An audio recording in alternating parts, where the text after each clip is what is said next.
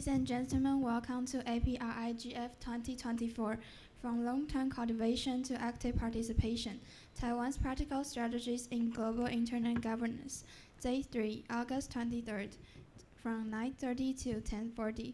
All sessions are being recorded and transcribed for APRIGF records and will be made publicly available. All participants are reminded to follow the code of conduct. Now the agenda is about to begin. Please allow me to invite the host to lead us through the upcoming sections. Thank you. Good morning, everyone. No matter you are online or in person, welcome here. I think I'm Yi-Shan Chen, the editor-in-chief of Commonwealth Magazine. It's my great honor to host this session, and I think when you see the topic of this session, you might feel that it's very interesting. Why we need to have a Taiwan practical strategy in global internet governance. Especially it's kind of historical process from long-term cultivation to active participation. This session is actually is about the talent cultivation. As everyone knows, Taiwan is a very special place. We are kind of isolated internationally, but internet provides opportunity for Taiwan to participate in international field. So I think that's why we have this session. But right now, the self-governance, internet governance have some challenge. And especially, so we need to solve this problem from the talent cultivation. That's why we have this session. So first of all, I would like to introduce the panelists. Maybe lady first. So first of all, I would like to introduce Chen Manru. Okay, Manru, can you wave your hands? Manru is a researcher and National Information Infrastructure Enterprise Promotion Association and also ICANN NGSO Council. So Manru will represent some like the voice for the youth. So how the youth participate in these issues. And the second female is Chen Yien. Yien is a stakeholder engagement senior manager and ICANN. I think everyone knows ICANN, so I don't need to explain what the organization it is. And Yien is from Singapore. So today he will provide some international voice or some perspective about how to cultivate talent in the new in this new era. And in my right-hand side is Jason Gu, Associate Professor, Department of Political Science, National Taiwan University. So it's kind of unique participant because right now we have scholars involved into these issues. It's quite real in Taiwan, so we like to hear his voice. Pablo Hinojosa. Pablo original is from Mexico. He worked for Mexico NCC. It's like telecom government organization. Then he moved to Australia, worked for IPNIC. Okay. So the last one is Paul Peng. Paul. He is a representative of Taiwan School on International Governance, but he just informed me he recently moved to Open Cultural Foundation. So he will speak for his experience in the government and also in Jilin. So welcome all. So I would like to start our discussion. So my first question is about, from your perspective, what kind of talents are needed mostly in this right now in internet governance right now? So everyone want to start first. So Manru, please. Okay. So for me, I think all kinds of talents are extremely needed. So and then we have been doing this capacity building work in Taiwan where we hold workshops every year and we teach young people in Taiwan about internet governance, about APNIC, and about ICANN, so domain names and numbers. And at first, because this topic, when it comes to internet, a lot of people were like, oh, this is technical. So the first few years, we have a lot of students from engineering, computer science, and they come and they're like, you're not talking about anything I already know. Like, you don't know anything I know. I know the technical stuff. You don't know. So what's your background, actually? I studied history in my uni, and I did anthropology. And so for them, they're like, I expected technical stuff, but you're giving me lectures on, multi-stakeholderism, how policy work, how do we develop policy from bottom-up consensus? And they're like, no, for us, code is law. We do coding, and everything's done. So it's a lot of gap that we have to fill. Also when, for example, people who study politics or policies, they come to our workshop, then like, I don't know, what is domain names? What is DNS? How does it work? Why are you not explaining it in more details? So I think we need definitely all kinds of talents, in the sense that if we don't teach them and if we don't bring them together, they kind of always have we're having a lot of silos, in the sense that we're expecting everybody to come into this multi-stakeholder discussions when it comes to internet governance. But when they come, they're like, you are a very different group of people than I am, and I don't know how to communicate with you. So I think for us, especially, we try to kind of be this bridge where we bring a lot of young people into this field, and we tell them you're needed. Why you're needed? Because your talent, your expertise is needed in these discussions in a particular way that, we're not lacking. And so that would be my short answer. I think all kinds of talents are needed, and we really need to make this clear to, not only young people, actually, everybody. And so they don't feel like, oh, this is something I don't need to touch because I don't know anything about it. Everybody should know about internet governance and multi-stakeholderism. That's how we make it successful. Thank you. So thanks, Manru. So I think the question goes to the school, because I question for Johnson, how to see, because like I think most of the education have trend for the traditional governance. For example, you have a 公行系, is a public governance something, or a political department, but we don't have this kind of internet governance. So how do you solve this problem? Thank you, Yi-Shan. I think I agree with Mandu quite a lot. The internet government need talents from associated backgrounds, and I think universities and schools actually provide a very good kind of platform to kind of like for the facilitated communications between the industry and the participants in internet governance.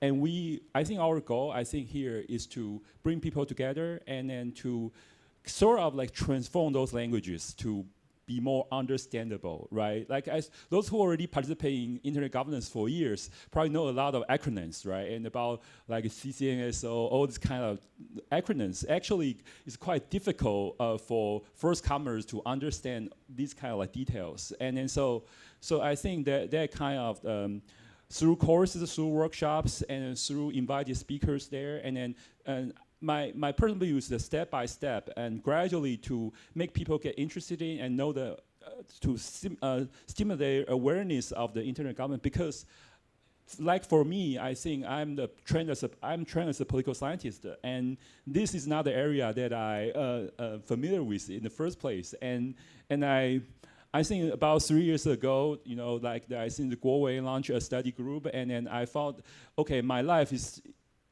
has been dramatically impacted by internet, and I had little knowledge about what internet governance is. And then so I signed up for the study group, and then we start the whole process. And then, but I think one thing important for for that is committed. You need to be committed. At least I think I'm proud myself in the sense that I never be absent from the study group for the entire year. And then after the year, I gradually involved deeper and deeper, and then start to have the courses in universities and to invite speakers who are active participants in internet governance, and then to share their knowledge and their experience with students. And then so more and more until I think this year, first I have a graduate student try to write a master's thesis on internet governance, and I feel that's it's a small step, but it's a big move from my perspective. So can I say the talents needed mostly from your perspective is the people not in technology field? That's not what I'm trying to say. We need, the internet governance need multi-stakeholderism, right? And then so we need to have people from technical communities, people from academia, and people from civil society, and people from government as well. But I think in school, that is a place where we have a lot of young people. They haven't really decided their career and where career path, and then they are still lingering around all possibilities and where they move. So if they are interested in internet governance, and then they may pick up the road for civil society, and another maybe pick up go for the government, and still another for technical community. So for me, I think for the next semester, I'm starting to offer a course on internet governance, and then there will be a general subject, not just for political science major students, but welcome all kinds of students, whether it's from engineering department, from the medical school, from law school, from different colleges. I think I will welcome them to take the courses, and then so that we will have people from different majors, and then so to facilitate discussion. They maybe from their training, professional training, they will have different takes on the same issues that concern people. So Yien, I know you're from Singapore. Singapore is famous for fast adaptive in the school. So how do you think the Singapore solve this problem in the internet governance issue? Or you can speak for ICANN as well. Yeah, so actually I'm originally from Malaysia, so that's okay. But I've been based in Singapore for quite a long while now, so more than half of my life now, so I think it's... I'm so sorry, yeah. That's okay. Yeah, so I think I'll speak a bit more from the ICANN perspective. So I do agree with both previous speakers as well, and I'm pretty sure the panelists will agree as well. So we do need talent from all sorts of different stakeholder groups.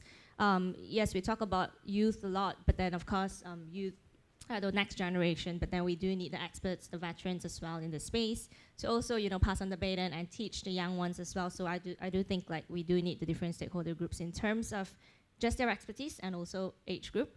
So in ICANN, we are pretty structured where representation are grouped in different, we call them supporting organizations and advisory committee. So those depends on your expertise or your representation. So for instance, let's say the governmental advisory committee, which is the GAC, you have to be a government staff to be able to participate in GAC, so you can't be just any person. So in ICANN, we do kind of structure it that way. And I did want to bring it back to the local Taiwanese representation because the title of this session is on Taiwan's practical strategies in global IG. And I do want to commend Taiwan. Actually, you all have pretty good representation in all different stakeholder groups, which is something I'm pretty proud of because this brings me to the next thing that I wanted to talk about, which is capacity building. Manru talked about this a little bit. So we do have this program called Asia Pacific Internet Governance Academy. Sorry, we have our acronyms always in ICANN, so APIGA. It's big difficulty for me as an outsider. So I try to spell it out a little slower, yeah. But APIGA in short. So this is a program that we're pretty proud of because it's not just a lecture-based capacity building. It's a very hands-on type capacity building program. And again, we're very proud because Taiwan, Manru brought it back and held the DNS workshop, which she mentioned. We converted that, or rather she agreed to place her workshop hosted by NIPA under the local APIGA branding because we did do some expansion of the APIGA program this year, so we're piloting that.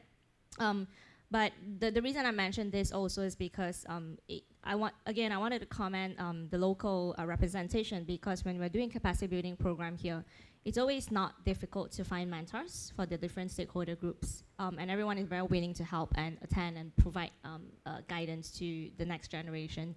So that I think is something that is really good in Taiwan in terms of like developing, next IG leaders. I did want to go a little bit into the global program that we have as well in ICANN, because we talked about representation from different age group and stakeholder groups. So on top of training youths and young generation, so of course at the global level, we have two major programs in terms of, I would say, capacity building. So one is called Next Gen, but that's for university students. So again, on the youth, so strong focus there. But we do have fellowship programs as well, and that is not dependent on age group. So if you're new to the space, if you're an expert in a certain topic, but you're still new to ICANN, we do offer, the application is open basically to anyone of any age group. So I'm gonna pause here and let other speakers share as So well. maybe time for Pablo. Thank you. I really like the framing of this workshop, and ultimately I think indeed it is about talent. But talent is kind of the end goal. If you see it from like an evolutionary perspective, you start with education, then with skills to arrive to talent. And talent is more about, I think, the ability to really interact together, like in this setting, to arrive to a more informed decision, policy decision or ultimate decision, whatever it is about. So I think we have put a lot of emphasis on the educational front. And we from APNIC have been working a lot in the technical side of things. So it has been about the technology. And what has been very interesting is that 20 years ago, it was about educating the old people that had worked in the telecom arena about how the internet works, and the importance of the technology and how the DNS and how the IP addressing is, etc. So that was a huge educational effort to bring the old into the new. But then 20 years later, as Manju said, when the young people take more the internet for granted, it is kind of bringing the young on board into the old internet technology for them not to take it for granted. So it has been this bridge of educating the old to then educating the new, and there is this transgenerational issue. But it's not only about educating them in the concepts of technology, it's also developing skills for them to be able to interact with other stakeholders. So you can be a very, very good engineer, you can be a very good technical person, but when you go with other stakeholders, you cannot just only talk technical, because the other stakeholders will likely not understand you. So you have to develop that skill. And ultimately, the talent is when you are able to have all those different disciplines together in one setting to understand each other in such a way that you can take a balanced decision. And I think we're still not quite there, and that's the strategic proposition of this workshop, to say, let's develop that talent. After you are a specialist, you have a skill to interact with others, then you have the talent to sort of make a multi-stakeholder environment. Cool. I think Pablo have some background in government, and also another one, Chen, also just left the government, right? Actually not. I'm a part of like civil society right now, and for like most of the time I will be a part of like acting as an internet end user, and just more like a consumer at playing at this part. But in my perspective, I'm thinking the talent are not are not that important. It's all about like the enthusiasm for like the freedom on the internet and the free access for the internet. Because when I like get inside of this kind of part of the internet governments, I find out like when I get inside the study group or the program from the Taiwan School on Internet Governments, but also the local APICA, I find out for a lot of time the internet are built on the basis of the open protocol and lots of like open discussion, and a lot of people are sharing their thoughts and ideas on how to make the whole internet can be accessible from all over the world, and anyone can can join the conversation easily. And lots of people, they are very trying to bridge more and more community get inside. So I'm thinking about this kind of idea of how to make things more open and free is the basis of this kind of talent, or this kind of idea or mind are most needed when the internet right now are more people, and some of the sector they're trying to make the internet fragment. And in this kind of our generation, I think this kind of mindset are the most important part for us. It's good to have a different perspective. Peng Chen, I also want quite interested because I know you belong to G0V.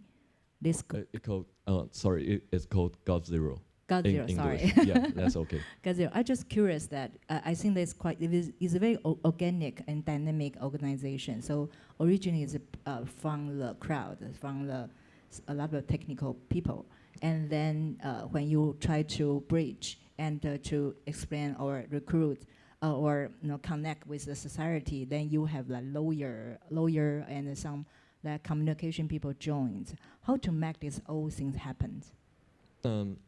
Because myself is a very junior contributor to the GovZero community, just like the fellow panelists just said, that all kinds of talented are needed in the internet governance field. And I think in some kinds of open source community like GovZero reflect this kind of practice, because the technicians and non-technicians are actively engaged in this kind of internet dialogue or the policy discussion, that the people who got different talented, they will contribute what they can do. The people with legal expertise, they will trying to make the legal code more robust. But if you're a technician, you can trying to build your programming code, trying to make more and more people can get inside the conversation more easily. So I think that's the truly beauty of the open source and this internet governance, because the internet are built on those kind of open source protocol. So everyone, even you are not a technician, you can get inside the code. If it's programmable or not, you can just read it easily, and everyone can access with ease. Does anyone want to comment or respond to Peng Chen's point? Thanks for that. Nice. I think this is quite interesting. I think that I want to get into the second question. ICANN and EPNIC and even Chyn are non-government organizations. But my feeling is, because kind of outside an observer for this internet governance, my feeling is in the past 10 years, since the issues, the misinformation, crime, and unfair e-commerce become more serious issues globally. So now the government want to get involved into this kind of self-governance network. I just wonder, is this the challenge for internet society to deal with the government involvement issue? I was gonna wait for you because because you have a stronger focus in terms of engaging with government. But anyway, okay. In short, yes, because of the increasing attention, on use of internet and obviously increasing cybercrime, there's been a lot of attention here, and I guess a need for control kind of feeling from the government perspective. But understanding that we want to take that perspective as well, and what we do at ICANN. So what you mentioned in terms of the issues for ICANN, it's not within our remit. It's on the content or application layer. But we do have a strong focus on engaging with governments on the technical functioning of the internet. So basically, we do have teams that look into developing regulation and legislation as well. When they're open for public comment, we look into that to see if anything impacts ICANN's remit, first of all, and then also the technical functioning of the core internet, which is the security, stability, and interoperability of the internet. Yeah, so when we do look at that, and if there are certain, I guess, items in there that might have an impact, what we do is we also actively reach out either to provide public comment if there is an opening, or we would touch base with the relevant folks in the government to discuss this. From our perspective, we are basically trying to share the technical knowledge such that they are able to take that perspective as well, and hopefully not cause any unintended consequences when developing a regulation or legislation. So how about Johnson, or want to answer? Or Pablo, for maybe the next. Sure, I think for this issue, I think from my personal understanding, I think like the formation of the ICANN basically is for the sort of committed to free and open internet, right? But internet, like the main thing of the conference for the APR-IGF this year is the evolving ecosystem. So even though the spirit is to create a free and open internet in the first place, but later when it started and then stakeholders gradually, found that there are issues about collective security concern, right? Either from the technical side about cybersecurity issue, or from the more social perspective about the harmful contents, all these kind of issues gradually involved. And so we, through kind of like these kind of conversations, we will have stakeholders to make speeches about the security issues, right? And then I think I personally call this a process of secularization in internet governance. And then so like this year's our main theme and the topic is about the security and trust and resilience. All these issues are all related to the fact that the internet is being secularized, and a lot of stakeholders think there are security concerns need to be addressed.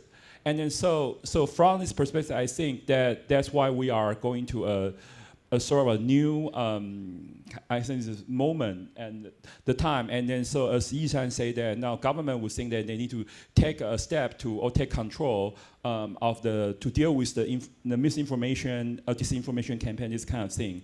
And I think yesterday or the day before yesterday, we have a lot of panels talk about this, also involve the limited liability of platform companies. And I sit on the floor, and then I listen to all these panelists talk about it, and I feel that so far a lot of discussions are all about the regulation of platform companies or the national legislation provided by the government. But for example, like if it's flaws or scans, that's who should be responsible for at the very end. It's still the individual end user, right? And then so that suggests that for me, I think maybe from this forum and then a way to address this to come up with a solution for sort of like the work with industry, company, and government and civil society to find a way to educate and then to end users about help them to tell whether there's a potential fraud or a potential scam, and then so they would be alerted and then to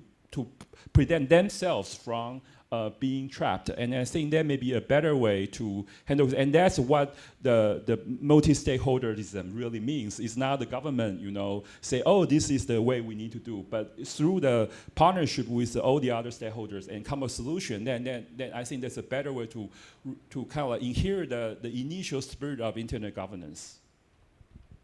So Pablo, please. So again, like a 20 years perspective, right? 20 years ago, the nature of the problems could be solved with specialists or experts. And technical engineers could have that solved in an efficient way. But 20 years later, the nature of the problems is much more complex. When you mention cybercrime or cybersecurity or the things that we were discussing throughout this week, these are problems that cannot be fixed with one type of expertise. It's not, okay, hire the engineer and patch it. It's a problem that requires much more collaboration, much more integration of different perspectives in order to find the right solution.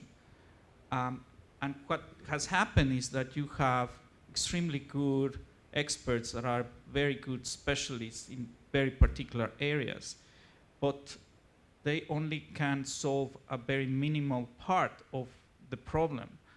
And if those experts that are top, and we have put a lot of attention in training network engineers into very specialist topics such as SDNs or IPv6 or network security, and they could be really, really good specialists on that.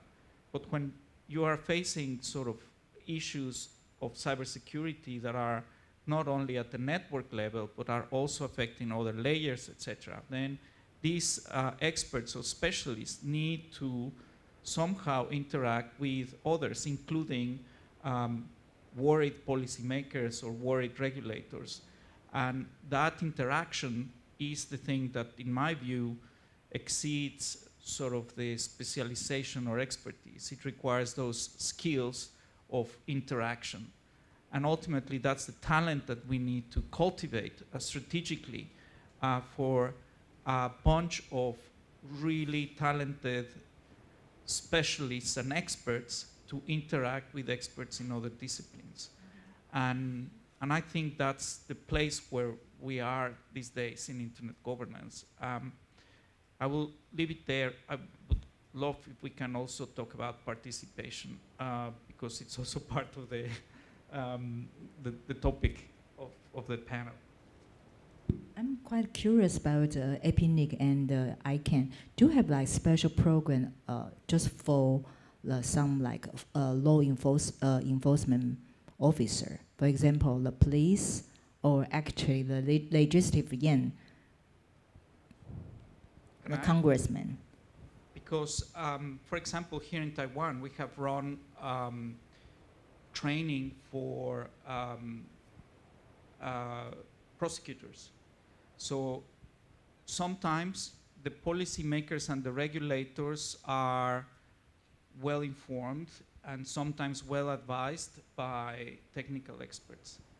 But at the public safety sector, in the judicial sector, they are not used to be dealing with these complex problems in the courtroom or in the sort of investigative process. They are used to do it in one way. So something that we have done here in Taiwan is to say, okay, a group of prosecutors to learn about sort of these elements of how the internet works. And we have trainings particularly focused for law enforcement and for the judicial sector. The curriculum is something that also needs to evolve in order for it to be more easily absorbed by them, because sometimes it's very overwhelming. We can go and have 100 slides of a lot of acronyms and diagrams and things, but they are not necessarily adapted to their way of thinking. So that's also the skill to develop in terms of, if we understand how prosecutors think, then we're able to have a more meaningful conversation. And that's the thing that is our challenge and that we deal every day with. It's very happy to know already start. Yeah. How about ICANN? Yeah, so for us as well, we do hold technical training for law enforcement agencies, usually at the local level, mainly because of the discussions and the topics at the local level is more suited to the audience. But then we do participate in more regional type events as well. So not just us giving training, but also us listening to them from their sharing. So we do participate in events that are held by law enforcement agencies type bodies as well. I did want to say, for us, yeah, so we try and engage with them and then understand their perspectives, and then also for the GAC that I mentioned earlier, which is Governmental Advisory Committee, we started this networking, again, initiated by community members and in fact the Australian folks who are here as well. But we did start a casual type networking group such that they can discuss issues that are important in the region. And we recently also held alongside our regional event something called the APAC GAC Capacity Building Program. So it's not a training per se, but then we do talk about a lot of key topics that are in ICANN that conflicts with public policy and government concerns as well. So we do have programs like that ongoing here. Thank you. How about Manru? Do you want to share some like Taiwan experience? I think I want to add on to it by community perspective, because we've been hearing, staff or secretariat talking, and of course, they have been supporting the community forever, and they have been doing fantastic jobs. But I think the education effort is definitely it shouldn't be one responsibility for one party. So we should definitely not burden the staff to death by teach the government, teach law enforcement, teach whoever. In the ICANN community, because of what's this discussions going on, of course, a lot of people are afraid that multi-secularism or the internet infrastructure will be kind of taken over by government. They're trying to do it by in a multilateral process. So what we're doing in ICANN, actually, you even have to teach your peers. For example, it's in GNSO. It's a very multi-stakeholder composition of people. We have a lot of IP lawyers. We have a lot of internet service providers. We have business, which is like Meta, Google, and their registries too.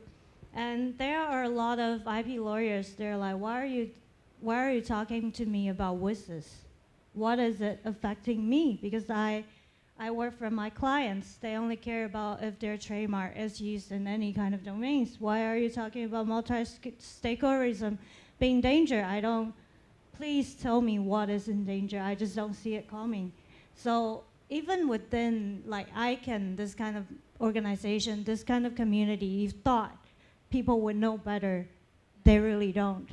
And you really have to teach your peers about why internet governance, why multi-secularism, bottom-up consensus building policy is important, and how we're protecting it. And also, I think it's a shame that today we don't have any people from the government on the stage. I really like how Ian Sheldon from Australia, again, he's been advocating, like, please talk to your government, so they are more informed when they bring discussions back to multilateral discussions. They know what they're talking about, and they wouldn't know if you don't tell them. And when we're afraid that government is taking over, what we can do is really, we tell them what we want. And we tell them, this is the internet we want. Please, when you're doing it, consider our perspectives. So not only your peers, but also talk to your governments. I think in Taiwan, we're doing like a semi-good job. Like they listen to us. They listen, we don't know if they listen into their brains, but at least they keep their ears open, right? So that's a very healthy first step. And I think in general, globally, we should definitely, you never rely on somebody else to teach somebody else of what you want. You tell them yourself, and make the effort to have an open mind, to have a healthy conversations. Yeah, that's about my point. Thank you. Thank you. How about Peng Chen? Because you work for V Taiwan, bring some like the crowd opinion to the government systems. So how do you think these issues? Yeah, I was a contributor at the V Taiwan community as well. So in the previous time when we're trying to building up like those kind of like communication and the multi-stakeholder based decision-making process, I thinking we, from my own perspective, we took a lot of like wisdom and idea that from the internet governments too, like ICANN, they invited a lot of stakeholders from different sectors, and I thinking like we're trying to like bridge more and more people from the different sector in Taiwan, but just like Manju said, that for lots of time in Taiwan, the government still had a lot of decision-making power, but it's really hard to gauge from the end-user perspective that if the government are listening the voices and the idea from different sectors effectively or not. And I know there's, when we are talking the digital policies or internet policies, there's a lot of key players like the like TWNIC or the civil society organization. They're trying to like communicate with the government and trying to like get to know what they're thinking about. But I think it's we have to like go back to from the basis of this kind of dialogue that that the government, if they hold much more decision-making power, they should like trying to like put more effort to listen what the different sectors are thinking about and what people are saying, that the government sector should pay more and more attention about like what people like if the end users were thinking about the internet freedom of speech is really important. They should like put more and more effort trying to like implement the policies that respect that, and the voices from the different sectors should be also respect, instead of they're just trying to brought out a completed decision and trying to, just trying to push and trying to make other people just to accept it. And I thinking that's the part whether the Manru just said a lot of beautiful things about the multi-stakeholderism, but we should like let the government, let the people who had the power to understand the how the actual multi-stakeholderism are worked. So maybe I have a question for Johnson, because we are going to teach this internet governance course next semester. From the 101, could you explain what's the difference between the traditional political governance to the internet governance? If we want to teach the student, what's the basic ideas we got to change? Yeah, thanks, Yi-Shan. And I think that actually is the kind of my initial motivation to step in this area, because I study international relations and particularly international politics, and I look at a lot of design of the international organizations, and most of them are intergovernmental. Like imagine most people know about the United Nations, it's government-based. The member states need to have the full sovereignty, and then you have the UN specialized agencies like the WHO, all the kind of related agencies, and then you have other functional intergovernmental organizations, for example, like IMF or International Monetary Fund, and you have the World Banks, right? And later, after the end of the Cold War, transformed the GATT to WTO, right? And all these are, to some extent, some sort of the government-based and government-to-government negotiation. They form a treaty and try to work together to solve the global problem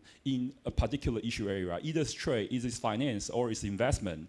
But that kind of usually in academic we call that multilateralism, and that kind of design of organization is quite different from, as everybody knows about the ICANN, right? It's a bottom-up process. It's not the government. They come together and then say, oh, let's meet, and then let's design a treaty and then to solve the problem. It's developed from the technical communities, and then they have the protocols. They set the standards as the foundation for that, and then gradually there would be the governance issues, and then so they have the organization about the ICANN, and then evolve over time. And so that's why it's the multi-stakeholderism. You bring in technical communities, and you have the civil societies, and you have academics, and then later you still found that you still need government, and then so in ICANN, I think maybe Yien could explain more about that. You have the governmental advisory committee, which is still, you find that, we still need to let government play a role in this internet process.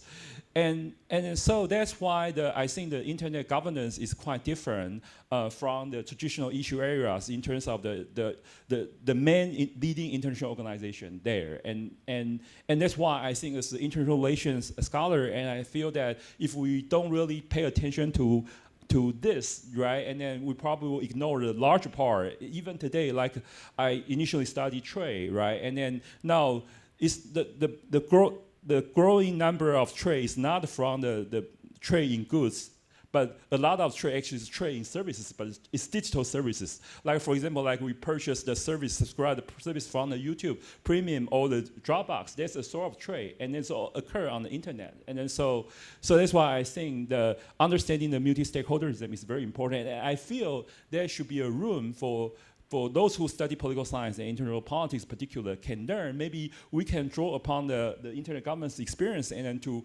rethink and redesign the internal organization for other issue area to tackle the emerging challenges as well.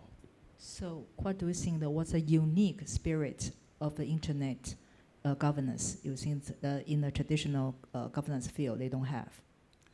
Mostly, I think it's the multi-stakeholder and the bottom-up process. It's not a government lead one, and I think that's the most important part. So to my final part, because we have 23 minutes left, is I think the Taiwan experience. Actually, Yien already mentioned something that Taiwan is quite unique. So you have a lot of participants in the different layers, and so we can have a representative on the different working groups. So others, you want to address Taiwan unique experience? And also I want to listen from Pablo. What's the unique, from your perspective, what's the unique experience you see Taiwan?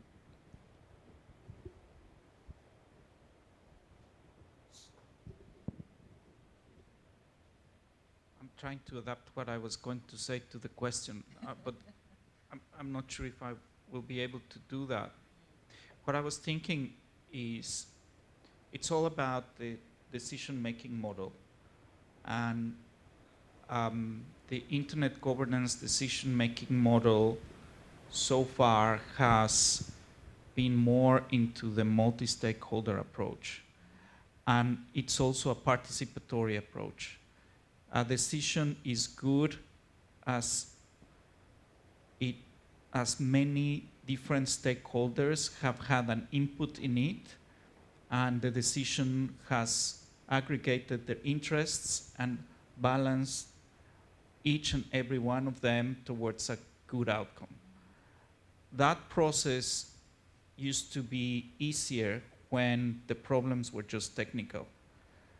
But it has become more and more complicated as the problems became more complicated. So there is this issue of efficiency. Efficiency can mean many ways, because governments are not always top-down. They have to aggregate a lot in order for them to be able to represent, right? And ultimately, they represent the citizens through sort of their own mechanisms. And it's very hard in the multilateral level to have at that arena sort of different perspectives put at play. So that's why it's the responsibility of the governments to aggregate the views, and then they aggregate their positions, and then they take a decision. But also that has demonstrated that it's not optimal, because there are many international internet governance issues that would benefit from a multi-stakeholder perspective that shows diversity in geography, that shows diversity in expertise. So the views from groups like the open source, and groups like the academia, and groups like the technical community, and et cetera, et cetera. So the point I want to make is it's all about participation in the decision-making process and who has been able to influence that outcome. And if we have solved the question of talent to be able to talk with each other, now the issue is about participation in the decision-making process. And that's something that I'm very passionate about because we have been trying to bring a lot of people on board. The youth, for example, and also sort of participants in this forum. I'll leave it there, but I have more to say later. Okay, it's great. So maybe we stop this issues about the current governance to the internet governance.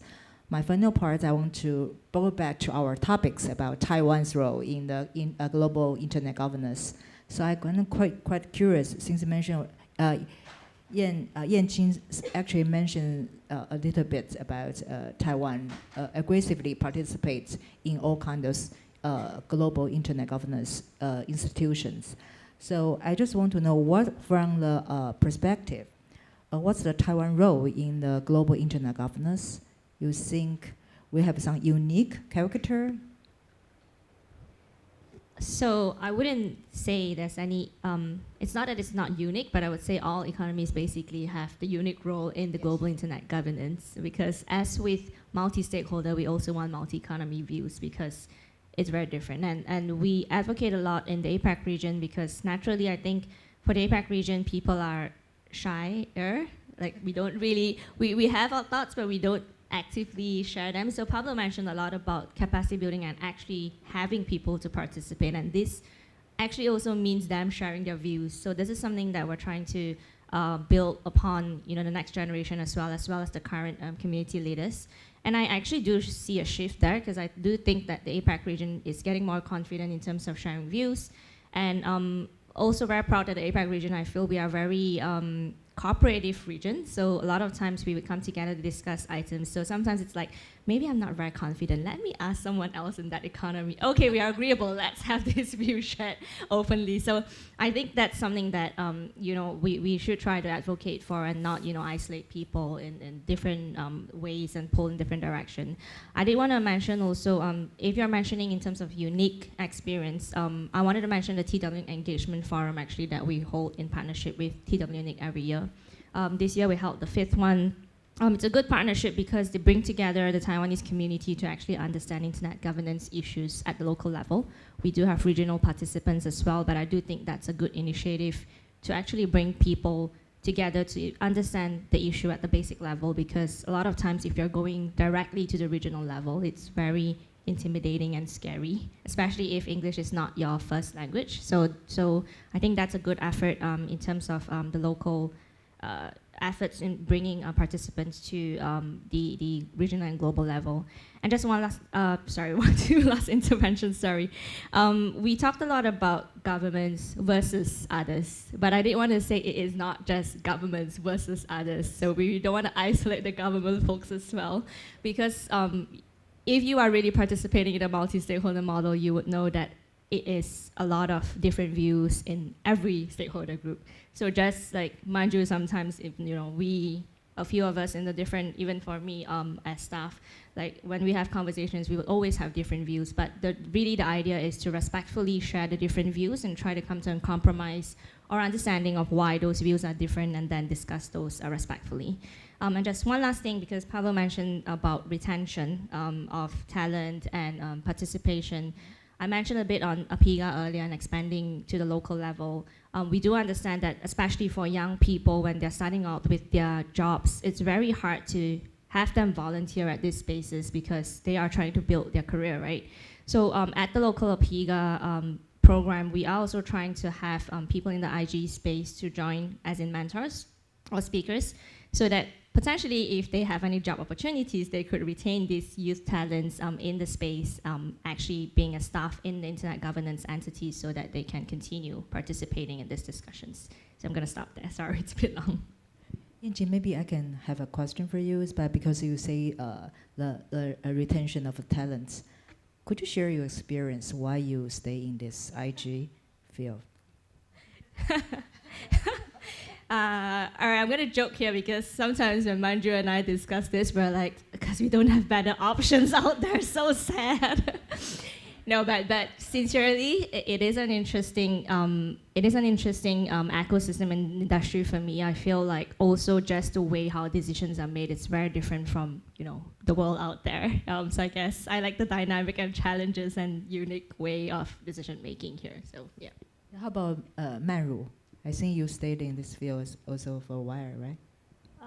Yes, I was, when Yien got cautioned, I was like thinking in my mind, because she got paid, I don't.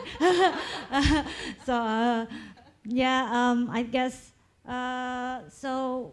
I wouldn't say like Yien, I wouldn't say Taiwan is unique, because I think everybody is unique in their own ways, and because in the original questions that you shared, you were asking how, like, is Taiwan doing something right in the global internet governance spheres.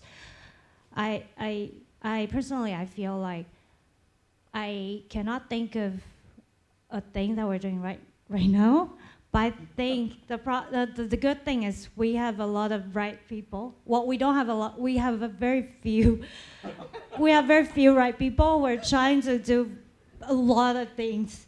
For example, those who are sitting Enlarge their impact to yes, the global. in the audience, Kenny, Goy, and Rolfan, they're trying to do a lot of things by their own and by their limited resources. So I always have a huge respect for how they're trying to do the right things in their own personal capacity.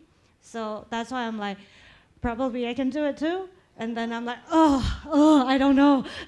But yeah, that's why I kind of still struggling to stay, because I feel like Taiwan definitely has a bigger role to play in the global internet governance. We definitely have very unique experience to share, like every other countries. But if we don't go out there and if we don't share it, nobody will know what Taiwan is thinking about.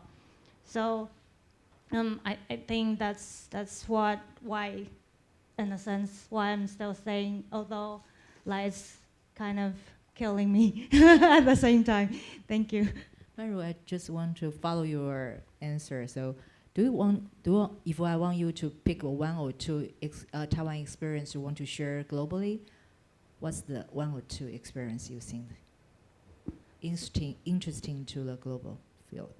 I think definitely for in my own capacity, because in Taiwan mostly I do capacity building.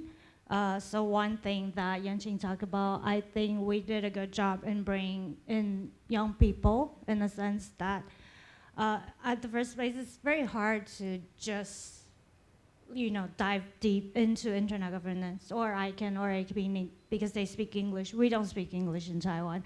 People always ask me, they're like, oh, do Taiwan people speak English? I'm traveling there. I'm like, how do I know? I don't speak English with them, right?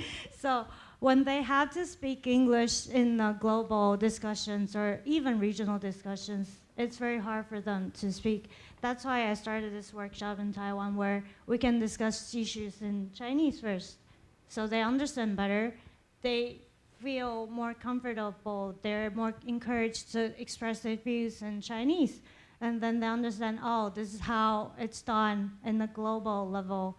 And then we bring them into ICANN meetings of HIGA or APRIGF, and then like, oh, okay, this thing I know. So now I feel comfortable to express in the language that I'm not comfortable with. So that thing, I think we're doing good in Taiwan. And another thing, as I said, I think we have very few right people doing a lot of right things. So that I wish we kind of discard that uniqueness, because we need more right people, right? I wish we can cultivate more people join us, this task force in a sense, to cultivate capacity, talent, and more people diving into the sphere in Taiwan. Thank you. So, Chen, do you think what do we do right? Because I'm not having such lots of like solid experience like our fellow speakers right here, and lots of like fabulous participants right here down the stage. But I'm thinking like the capacity building events, like lots of people are doing it right now at Taiwan. I myself actually benefits a lot from it, and for myself, I can get a lot of like knowledge, and I can make myself more confidently, like trying to communicate and trying to like bring more and more Taiwanese experience and our way of thinking on the internet to the international society. Like I'm actively joining the YIGF.Asia's. They are trying to bring more and more youth from Asia Pacific and trying to like form a more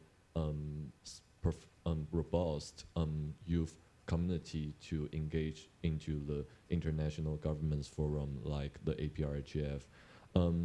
I'm thinking like some of our experience from the open source community can be one of like approach that can be provided, like a lot of documentations and or some of the shared documents are being put up onto the internet. So myself recently working with some of the youth here in Taiwan, we're trying to like trying to record or trying to put our conversations on the internet governments onto the internet. So like more youth or some people who are interested on this kind of like knowledge will be able to join the conversation more easily. Like we're trying to like use some of the social media or somewhat to like bring more and more people from the school or the university. But actually right now I'm thinking like because lots of people right here are volunteer based. So I'm thinking like maybe in the future we'll work with more and more like nonprofits or like we are trying to like let more youth trying to get inside the fellowships or internationally. So the talented people from Taiwan like and youth can like get inside the conversation internationally. So Johnson want to end some point in this issue? Okay.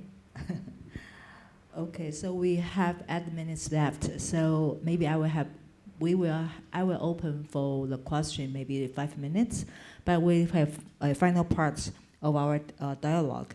I want to know maybe from everyone's perspective, so what can Taiwan contribute more, you think, to the internet governments in the near future? Everyone can maybe 1 minute, 1 point, and then we can have a question from the floor. Okay, I will just start first. I think just contribution by participation. I think that's also what I learned from the other panelists.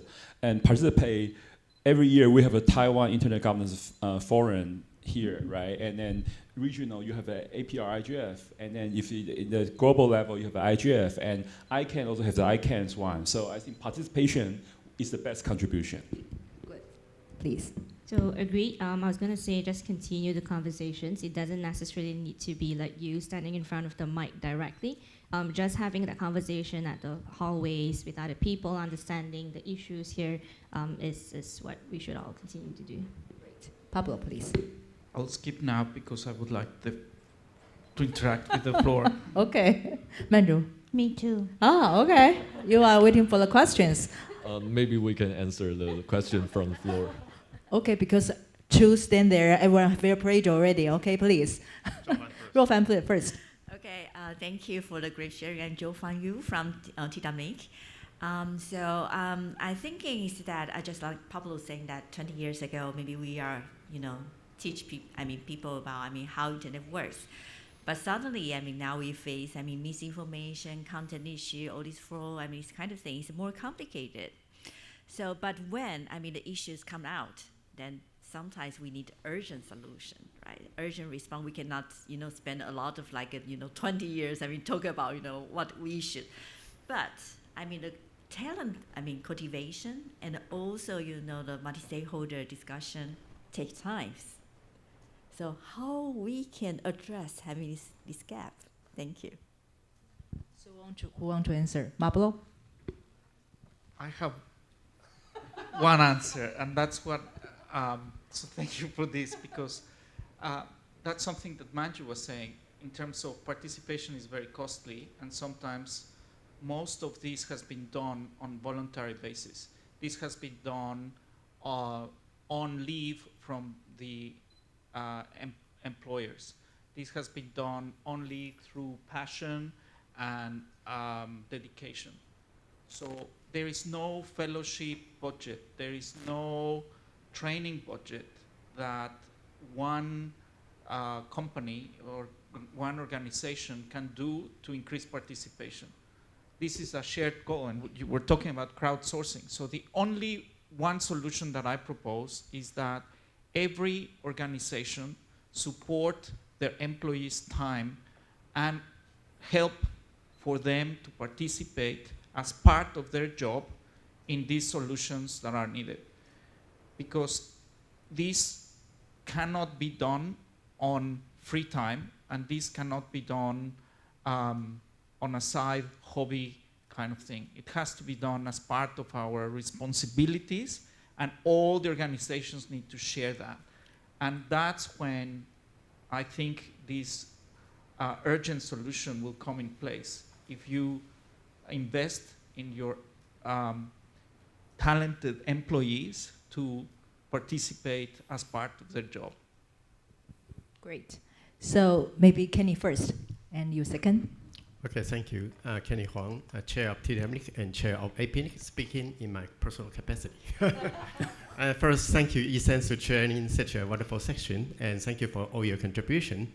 And second, just try to echo Pablo just mentioned, and actually we do have, we stand for APNIC, we do have a training course, so cyber commander or cybersecurity training, particular training for law enforcement agent and also prosecutor officers as well. And it's been last for 6 years already, and this year it's going to be arranged at the end of this year, and this particular for law enforcement agent. So last one, not last one, the third one would be, I keep hearing about multi-stakeholder, how to use a multi-stakeholder model to solve the problem. How can we do based on a multi-stakeholder model? But basically, multi-stakeholder model is not a solution. It is a revolutionary result, evolutionary result based on what we have internet today. So perhaps there will be a better model or better solution, but I don't know. But so far, that's the only choice we have. Although we still try to adopt different kind of approach, for example, multilateral approach, but eventually it seems not very successful. But so far, multi-stakeholder model is the only thing available. It's not the best, but available so far. And back to the question, when we use any model, any methodology, we need to identify what problem we try to solve. If we try to solve a local problem, probably not very effective. But if we try to solve the international problem, yes, probably we need to use multi-stakeholder model. So we back to the original, what kind of issue we try to solve from global internet point of view.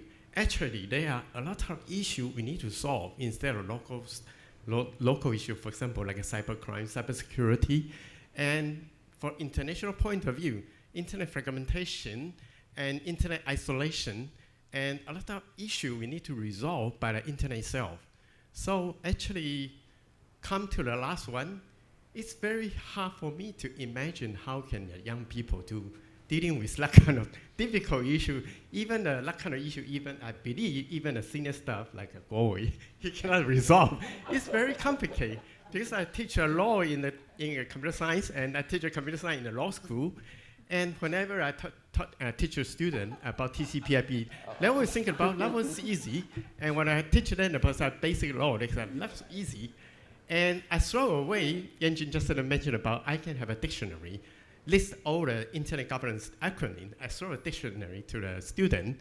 Eventually, they were shocked. What do I need this dictionary for? I say, you study the dictionary and use the dictionary to solve the cybercrime, using the dictionary to solve the cybersecurity, and you will have different perspective.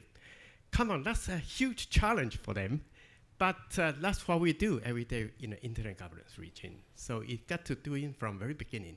you got to understand all the acronym, even CCNSO, even NRO, what is ICP2 stand for, what is TCP/IP, what is the GNSO, CCNSO, what is a lot of different acronyms. You got to go through from beginning, and you start to understand what problem we try to solve. Thank you very much. Manru, I think that Kenny is the person you mentioned, the great people in Taiwan, right? And also another one already stand up, Guo Wei. Professor Wu, what do you want to respond to Kenny's point? Well, I come in a very early day in the 1998. And the reason I go into this community actually to be at that time is only one reason. As you know, Taiwan is very difficult in the international fora. Taiwan cannot go to the UN, cannot go to many government-based organizations. Internet is a place, it's open to Taiwan. For example, I can have 183 or 86 of the government representative in the ICANN, and Taiwan can send the government office represent and sit there to talking about the ICANN issue. The same thing as the APNIC, Taiwan can participate as a Taiwan, and APNIC is a Asia Pacific region of the organization. So if the Taiwan complain, we are be isolated from the international fora. And then we are not going to the organization, global organization, they open the door for you. Then what do you complain for? It's crazy. If that is, and particularly the ICANN, if the people understand that ICANN is so important because you look at it in year 2000 to 2005, the ITU or UN tried to take over the ICANN. You can imagine if the UN or ITU take over the ICANN, what's happen in Taiwan? Maybe you don't have a .tw domain name. If you want to get an IP address, you might need to go through China to get it. And that is one of the major reasons I think the Taiwanese have to go for this kind of internet organization. Of course, we're still looking for participants. I think many of people here, we can go to the APIGF, but we cannot go to the UNIGF. Because the UNIGF asks, you cannot use the Taiwan passport to get in. So you can step by step and to get close. And for example, in the APIGF, we are coming here to Taiwan to talk in your voices. And APIGF basically, by the end, the secretary will be correct all the discussion in here in Taiwan, Taipei. And then there will be report to the IGF, UN IGF, to say what is the APIGF doing. And that means the Taiwan voice is in there.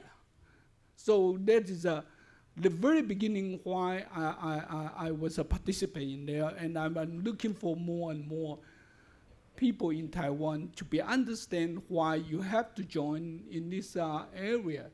And of course, over here you are talking about, it's very costly. But it's kind of interesting thinking about it in Taiwan. Every company, you need a domain name. You need an IP address. And you never try to thinking about spend money to send at least one employee go to a APNIC meeting, go to the ICANN meeting. Because your domain name original is from there. And it's kind of strange. You know the IP address from APNIC, and you don't know how the APNIC in operation. Such as, for example, the Zhonghua Telco, Far Eastern. All the telco company, you need the IP address a lot. Professor, actually this location is quite close to the government and the legislative. Well, I complain all the time, don't worry. So I will need everyone's allowance because we run out of time. But I think two people are sitting there for a while, so maybe we have 3 minutes. you can answer question together. So you can ask question and we I response. actually don't have a question, but a comment. Okay, and please. I'll make it really quick as well. So, as some of you know, that I'm from Hong Kong and living in Australia, but I actually go to Taiwan way more times than I go back to Hong Kong this year. But so much so that I feel like half a Taiwanese, and so much so that I actually find it slightly nervous to tell my boss I'm going to Taiwan again, and I actually write in my strategic plan for next year that warn my manager that, yep, I am going to go back to Taiwan way more time next year as well. And I think the reason that I gave reflect the importance of Taiwan in the, in internet governance as well. And my point is that in any society, any group of people, naturally, even if we want to have a multi-stakeholder, some people will stand out to be the contributor within the group. That's just how naturally it emerged. And I think Taiwan is playing that particular role in APAC at the moment with Kenny, Kuo and even Manju. And I think they are able to even gather people like myself or Pablo, and we come to Taiwan a lot of times to actually contribute together, and slowly that will play an important role. And I think Taiwan is actually playing a unique role in APAC from this regards. Thank you. Thank you so much. Yeah, please. Thank you, and I probably will build on that comment for my question. My name's William Lee. I'm from the Australian government, and this has been a really fascinating session. One of the things that came out of the discussion was the need for a conversation, and the conversation to be a two-way conversation. One of the things we always struggle with is perhaps how do we listen, and how do we listen more effectively? How do we listen better? So I guess my question to the panel, picking up on the comments made there as well, is how can governments listen to the community better? How can we listen better? Are there examples in Taiwan that are working really, really well that we should be taking away for our own national and regional conversations? And conversely, how can we as governments signal to the community that we are listening better? Thank you. So I think the best people to answer the question may be Peng Chen. Or Mary want to rescue him. I was trying to convince him to answer, and he said no. Now your turn. You got caught. Yeah, it's a consensus. I think as lots of people will take the case that some of the community members that will get inside the government, but I'm thinking from the civil society's perspective, the most important things for us is to build a legal regulation to let the multi-stakeholderism truly implement into our law, let the government, that the public servants that will truly let more and more voices get inside the government and the whole decision and the policy development process. So that's the brief answer to your question. So thank you for everyone's participation. I think this is quite an interesting session, and everyone enjoy your sharing. So give them applause. Thank you so much.